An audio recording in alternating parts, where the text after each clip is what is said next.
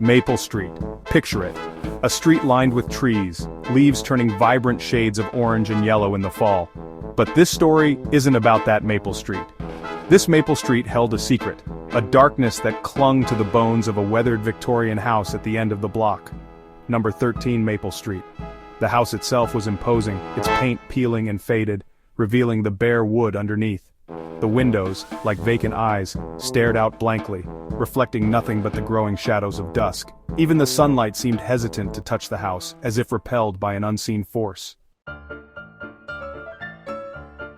The strange occurrences began subtly, a flickering light, the sound of footsteps in the dead of night, echoing through the empty streets, a cold spot that lingered even on the warmest of days, sending shivers down the spine of anyone who passed by. Mrs. Henderson, who lived across the street, swore she saw a shadowy figure in one of the upstairs windows, a tall silhouette that vanished as quickly as it appeared, leaving her questioning her own eyes. Her story, dismissed by most as an overactive imagination, was soon corroborated by others who had seen similar apparitions. Old Man Withers, who delivered the mail, refused to go near the house after finding the mailbox overturned and his mail scattered on the porch. He claimed he felt an unseen force watching him. Children dared each other to run up to the porch and touch the doorknob, their youthful bravado masking a deep-seated fear. They would laugh nervously, but their eyes betrayed their true feelings. Animals too seemed to sense the unseen presence that haunted 13 Maple Street. Birds avoided flying overhead, their cheerful songs replaced by an unsettling silence that hung in the air like a heavy fog. The house, like a malignant tumor, seemed to poison the very air around it, casting a dark shadow over the neighborhood. The stories about number 13 Maple Street were as old as the town itself, passed down through hushed conversations and late-night tales. Some whispered of a family that had perished in a fire, their souls forever trapped within the charred remains, their cries echoing through the night. Others spoke of a jealous lover, driven to madness by grief, who had taken revenge on his unfaithful partner within those very walls, leaving behind a legacy of sorrow and despair. One story, passed down through generations, told of a young girl named Sarah who had lived in the house in the early 1900s, her presence still felt by those who dared to enter.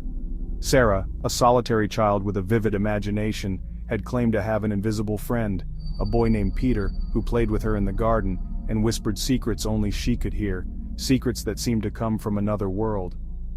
One day, Sarah and Peter were playing hide-and-seek in the house when Sarah suddenly disappeared, leaving no trace behind.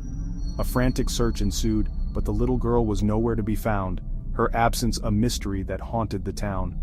When questioned about her disappearance, Sarah could only say that Peter had taken her away, to a place where the sun never shone and the air was always cold, a place that seemed to exist only in the shadows of her mind.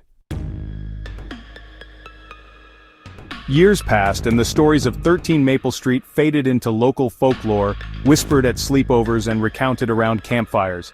The tales of the mysterious house became a rite of passage for the town's children, each generation adding their own twists and turns to the legend. The house remained abandoned, a constant reminder of the town's dark underbelly. Its windows, like hollow eyes, seemed to watch over the neighborhood, keeping its secrets locked within. One crisp autumn evening, a young girl named Emily wandered away from the park just a few blocks from Maple Street. The leaves crunched under her feet as she ventured further from the familiar playground. Emily, known for her adventurous spirit and boundless curiosity, was fascinated by the stories of the old house.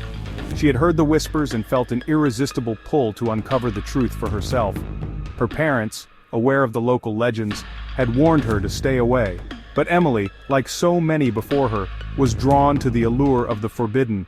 The thrill of the unknown was too tempting to resist.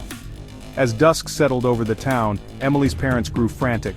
The sky darkened, and a sense of dread began to creep into their hearts. A search party was organized, and soon the entire town was combing the streets, their calls of Emily echoing through the growing darkness. The community came together, united by their concern for the missing child. The search party, hearts pounding with a mixture of fear and adrenaline, approached the house with caution. The old structure loomed ominously, its shadow stretching out like a dark omen. They found Emily in the attic, sitting amidst a pile of dusty toys, her eyes wide and unseeing. She was unharmed, but she was different. Her laughter ceased abruptly as they approached, replaced by a silence that was more unnerving than her previous mirth.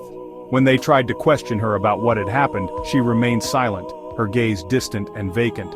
News of Emily's safe return spread through the town like wildfire, bringing with it a collective sigh of relief. However, the relief was short-lived, replaced by an undercurrent of unease. Emily was never the same.